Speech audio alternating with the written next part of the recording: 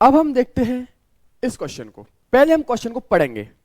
Question को अगर हम पढ़ेंगे तो देखिएगा बोल क्या रहा है, assume the composition of air to be, काई दे रखा है, मतलब मोल फ्रैक्शन दे रखा है 0.80 N2 का, O2 का दे रखा है 0.18, CO2 का ये दे रखा है, और एट कांस्टेंट प्रेशर। और हमसे पूछा क्या है, उसने उससे हमसे पूछा गया कि आप हीट कैपेसिटी बता दीजिए, क्या हीट कैपेसिटी बता दीजिए किस पर, कांस्टेंट प्रेशर पे। तो बस सिर्फ और सिर्फ जो मुझे पता होना चाहिए वो इसके पीछे वो कॉन्सेप्ट है, वो ये पता होना चाहिए, Cp बराबर मेरा होता है N1 Cp1 plus N2 Cp2 plus N3 Cp3 divide by N1 plus N2 plus N3। ये मुझे पता होना चाहिए, ठीक है।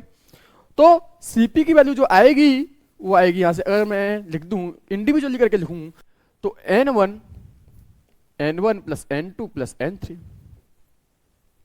Cp1 प्लस के N1 plus N2 plus N3 Cp2 और प्लस के N1 plus N2 plus N3 Cp3। और ये क्या होते हैं, मोल फ्रैक्शन। ये मोल फ्रैक्शन होते हैं तो क्या हो गया, Chi1 Cp1, Chi2 Cp2 और प्लस Chi3 Cp3। ये मुझे पता होना चाहिए। अगर मैं इतना जानता हूं तो अपने क्वेश्चन को आराम से कर ले जाऊंगा। और कर ले जाऊंगा तो मैं कैसे करूंगा, सुनिएगा ध्यान से। तो जब मैं इस फॉर्मूले का यूज करूंगा यहाँ पे, तो मैं क्या लिखूंगा, Cp मुझे निकालना कांस्टेंट प्रेशर पे पूरे मिक्सचर का।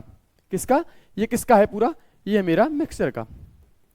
किसका है, मिक्सचर का। किसका है, मिक्सचर का। तो Cp जब मिक्सचर के लिए जब मैं निकालने जाऊंगा, तो जब Cp मैं मिक्सचर के लिए निकालने जाऊंगा इस गैस के लिए, तो मैं क्या लिखूंगा, पहला मेरे पास कौन सा है, N2, तो क्या Chi ऑफ N2 और Cp of N2 plus Chi of क्या, O2 Cp of O2 plus Chi of क्या, CO2 और Cp ऑफ CO2। ठीक है, ऐसा कुछ है। तो जब मैं इसे सॉल्व करूंगा, तो सॉल्व जब मैं करूंगा तो देखिएगा Cp मिक्स बराबर Chi N2 कितना दे रखा है 0.80, और मैं Cp का जानता हूं वो होता है इसका 7/2R।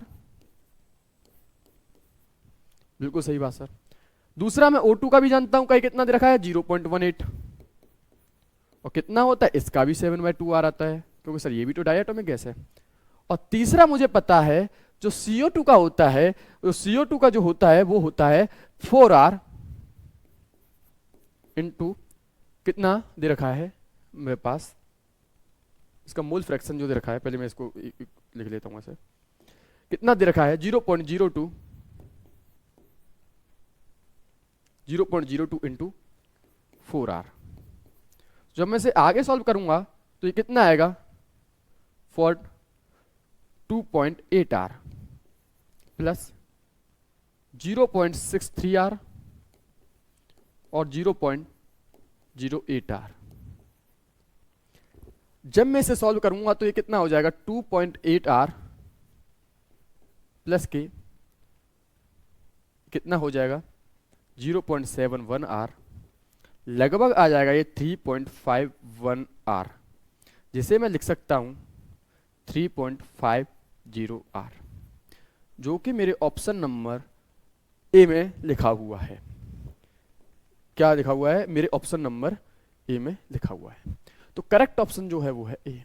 मैंने क्या किया, Cp का फॉर्मूला होता है ये, और मोल, ये क्या है, Chi क्या है, ये है मोल फ्रैक्शन। ये क्या है, Chi2 भी क्या है मोल फ्रैक्शन, और Chi3 भी क्या है, एक मोल फ्रैक्शन है। इसका यूज किया।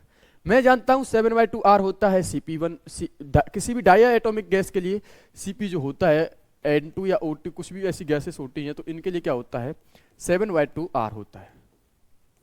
इसका मैंने यूज किया और मेरे पास जो आंसर आया वो आया मेरा 3.50R।